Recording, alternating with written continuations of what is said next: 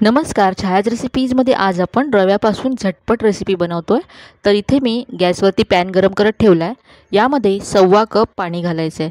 जर तुम्ही वाटीने मोजत असाल तर घरातली कुठलीही एक वाटी घ्या आणि तिने इथे 1.25 वाटी पाणी मोजून घ्या। आता या पाण्यामध्ये चवीप्रमाणे मीठ घालायचं आहे। इथे मी अर्धा चमचा मीठ घातलं। आता पाण्याला उकळी काढून घ्यायची आहे। त्याआधी यामध्ये मी 1 चमचा तेल घातलंय। आता पाण्याला उकळी काढून घेऊया। इथे आता पाण्याला उकळी आली। पाण्याला उकळी आली की यामध्ये रवा घालायचा आहे। इथे मी बारीक रवा घेतलाय। तुमच्याकडे जर बारीक रवा नसेल तर जाड रवा एकदा मिक्सरला फिरवून घ्या आणि मग तो इथे वापरा। इथे मी 1 कप रवा घेतलाय। आपण 1.25 कप पाणी घेतलं होतं, तर त्यासाठी इथे 1 कप रवा असं प्रमाण घ्यायचं आहे। रवा घातल्यानंतर हे मिक्स करत जायचं आहे। गॅसची फ्लेम अगदी मंद ठेवायची आहे। रवा घातला की लगेच पाणी रवा ॲब्झॉर्ब करतो आणि हे असं घट्ट व्हायला लागतं। याचा असा गोळा व्हायला लागलाय आणि हा रवा आता असा पॅन सोडायला लागलाय पहा।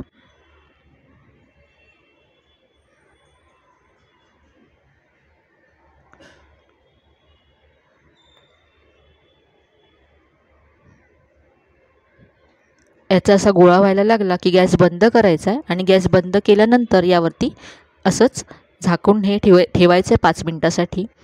तोपर्यंत आपण चटणी बनवून घेऊया। तर इथे मिक्सरच्या भांड्यामध्ये मी 1 वाटी ओलं खोबरं घातलंय।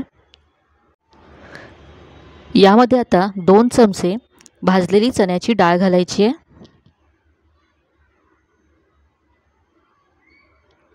यानंतर इथे चवीप्रमाणे मीठ घातलंय। चवीप्रमाणे हिरव्या मिरच्या घालायच्या आहेत। जेवढं तुम्हाला तिखट हवं त्या प्रमाणात इथे मी 2 हिरव्या मिरच्या घेतल्या। यानंतर थोडीशी कोथिंबीर घातली। आता यामध्ये 4 लसणाच्या पाकळ्या घातल्यात आणि थोडंसं इथे मी आलं घातलंय। आता यामध्ये 2 चमचे दही घालायचं आहे। आंबटपणासाठी दही घालतोय। दह्याऐवजी 1 चमचा लिंबाचा रस सुद्धा तुम्ही इथे घालू शकता। आता यामध्ये पाणी घालून ही चटणी वाटून घ्यायची आहे। इथे मी चटणी वाटून घेतली आहे। आता चटणीवर घालण्यासाठी फोडणी तयार करूया।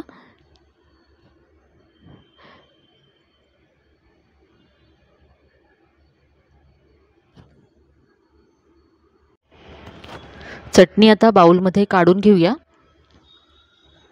फोडणीसाठी इथे मी एक कढई गरम करत ठेवले। यामध्ये 1 चमचा तेल घातले। तेल गरम झालं की इथे मोहरी घालायची आहे। 1/2 चमचा मोहरी घातली। मोहरी तडतडली की इथे कढीपत्त्याची पानं घालायची आहेत। इथे मी 3 ते 4 कढीपत्त्याची पानं तुकडे करून घातले। यानंतर 1 चमचा इथे चण्याची डाळ घातली। कच्ची चण्याची डाळ आहे। अर्धा चमचा उडदाची डाळ घातली। या दोन्ही डाळी मी आधी कापडाने पुसून घेतल्यात। डाळींचा किंचित रंग बदलेपर्यंत परतून घ्यायचे। इथे डाळींचा रंग बदललाय आणि मस्त सुगंध सुटलाय।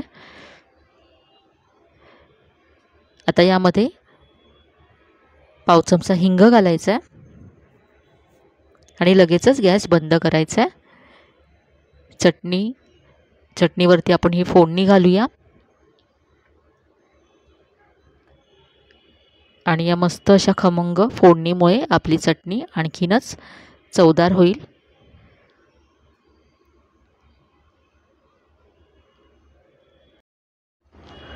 वड्यांबरोबर खाण्यासाठी चटणी तयार आहे। चटणी बाजूला ठेवूया आणि पुढची कृती करूया। इथे आपण जो रवा झाकून ठेवला होता तो पाहूया। तर अजूनही हे गरम आहे। एका ताटामध्ये काढून घ्यायचं आहे आणि हे कोमट करून घ्यायचं आहे, म्हणजे आपल्याला हे मळता येईल। पूर्ण थंड करू नका। पूर्ण थंड केलं तर हा रवा खूप ड्राय होईल आणि आपल्याला मळता येणार नाही। हाताला सहन होईल इतका कोमट करून घ्यायचा आहे। यानंतर यामध्ये आता मी किसलेलं आलं घालते, बारीक चिरलेली हिरवी मिरची घालायची आहे। यानंतर इथे बारीक चिरलेला कढीपत्ता घातला आहे। यानंतर यामध्ये बारीक चिरलेली कोथिंबीर घालायची आहे। इथे आता मी 2 चमचे दही घेतलं आहे, हे सगळं घालायचं आहे। दह्यामुळे या रेसिपीला चव खूप छान येते। हे सगळं दही आता यामध्ये मिक्स करून घेऊया आणि याचा असा गोळा तयार करून घेतला आहे। आता याचे आपण मेदूवडे बनवतो आहे। तर आज आपण इन्स्टंट असे रव्याचे मेदूवडे बनवतो आहे। याला असा मेदूवड्याचा शेप द्यायचा आहे। अगदी सहज तुम्ही हा शेप देऊ शकता। पहा,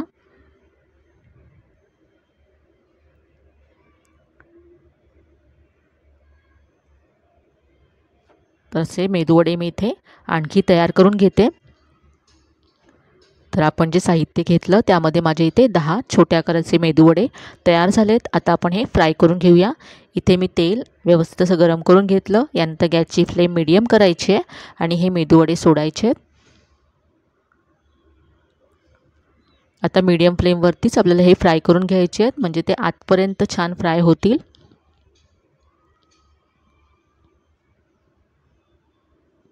लगेच यांना उलटायचं नाही आहे, थोडंसं त्याचा फेस कमी झाल्यानंतर उलटून घ्यायचे आहेत। चवीला हे मेदूवडे खूपच छान लागतात। यामध्ये आपण रवा वापरला आहे त्यामुळे छान क्रिस्पी होतात आणि दह्याची सुद्धा किंचित आंबट चव येते, त्यामुळे मस्त होतात हे। इथे पहा, रंग खूप छान आला आहे। गोल्डन ब्राऊन होईपर्यंत मी हे फ्राय केलेत। जास्त डार्क करायचे नाही आहेत, कारण हे बाहेर काढल्यानंतर सुद्धा आणखी त्याचा रंग डार्क होईल। तर हे मस्त असे आपले इन्स्टंट मेदूवडे तयार आहेत। हे वडे आता काढून घेऊया आणि चटणीबरोबर सर्व करूया। तर इथे चटणीबरोबर हे वडे मी सर्व केलेत। चवीला अगदी मस्त आणि झटपट तयार होतात। डाळ भिजत घालायची सुद्धा तुम्हाला गरज नाही आहे हे वडे बनण्यासाठी। आणि उडदाच्या डाळीपासून बनलेले वडे थोडेसे नाश्त्यासाठी हेवी असतात। हे अगदी हलके फुलके असे वडे तुम्ही नाश्त्यासाठी बनवू शकता। तर आजची ही इन्स्टंट मेदूवड्याची रेसिपी तुम्हाला नक्कीच आवडली असेल। त्याबरोबरच ही आपण चटणी बनवली, तीसुद्धा अगदी मस्त होते। तर आजची रेसिपी आवडली असेल तर व्हिडिओला जास्तीत जास्त लाईक करा, शेअर करा। चॅनलला अजून सबस्क्राईब केलं नसेल तर नक्की सबस्क्राईब करा। चला तर मग पुन्हा भेटूया अशा छान छान आणि नवीन नवीन रेसिपीसह। तोपर्यंत धन्यवाद।